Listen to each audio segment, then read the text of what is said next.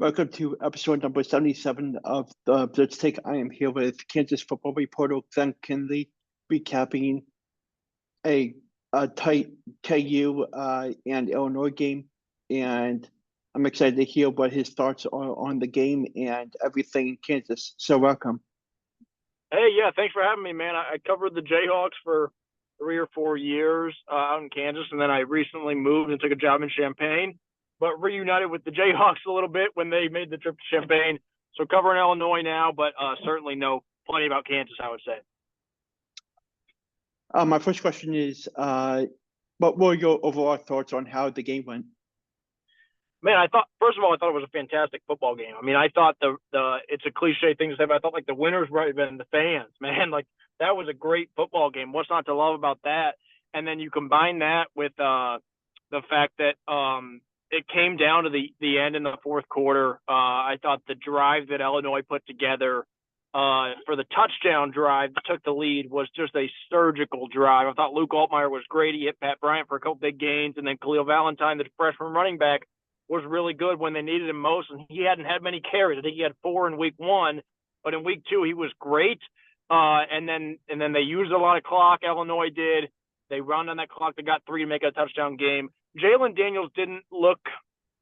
I don't want to say he didn't look like himself, but he didn't look comfortable to me. Quite frankly, he looked like a guy who played maybe 4 games last year and then missed most of them due to injury and only played a half against Lindenwood, which is okay, right?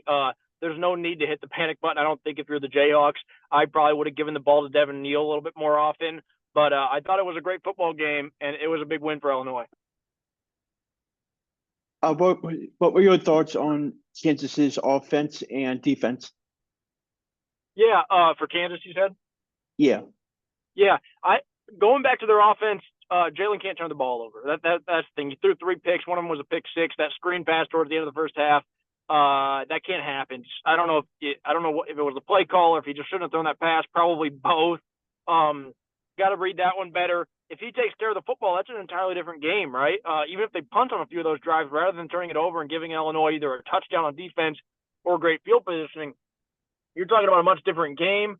And the other thing I mentioned, you got to give Devin Neal the football more. I think that Kansas running back Devin Neal is one of the best running backs in America. I would be giving him the football regularly. I think he averaged more than 5 or 6 yards a carry. And so go back to him. I mean, ride that guy. He's good. And so go to him. I thought on defense, Kansas was good. Kansas has a really good secondary. I still think their secondary is really good, but they got beat on a couple of them, and they had a hard time shutting down Zachary Franklin, who was really good for Illinois in the receiving game. So that secondary is good, but it's not perfect. I think it's got room to improve. I think the ceiling is very high, but they got to get there quick. What is your confidence on Kansas staying ranked? I don't think they were ranked this week, but they play UNLV. If they beat UNLV, I think they were still getting votes this week, so they could get back in that poll very quickly. I don't know who they play in the conference opener. Probably following Illinois a little closer now, but they'll be getting even more votes if they beat UNLV, if not ranked, and if they win their next 2, I think they'll be back in the poll for sure. What were your thoughts on Luke Grimm and his performance? Yeah, Luke was good, man.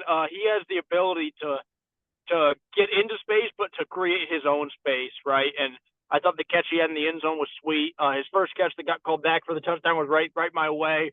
They called it back for kind of a little pick play there, but then he got the touchdown moments later.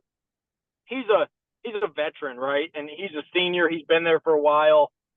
He's been with Jalen Daniels for a while. And I think their chemistry is only going to continue to grow as they're on the field more often together. They've been on the field a lot together, but obviously last year not as much as they would have liked. And so the more that those two play together, I think they got a really good relationship.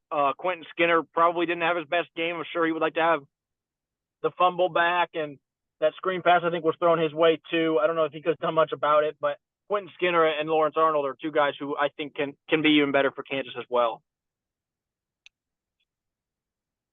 Did any of the post-game quotes stick out to you?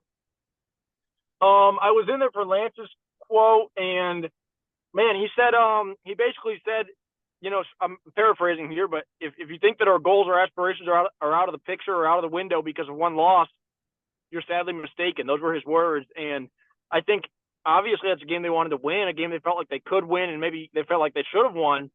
But this is a team that is founded upon being resilient, and I don't think they're going to let one loss get away from them. If anything, I think it'll fuel them. I think they're going to make probably a lot of adjustments, to be honest, but I don't think that there's a lack of confidence in that room. What are your thoughts on Friday's game against UNLV, and then looking forward to the following Saturday at West Virginia?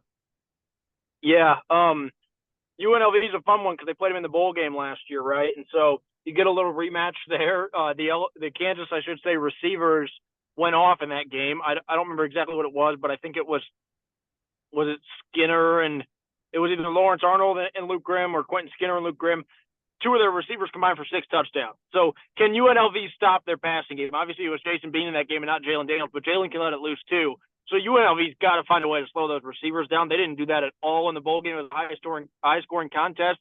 I don't know if the Kansas defense is going to let up what they let up in that game, because they obviously have plenty to work on too.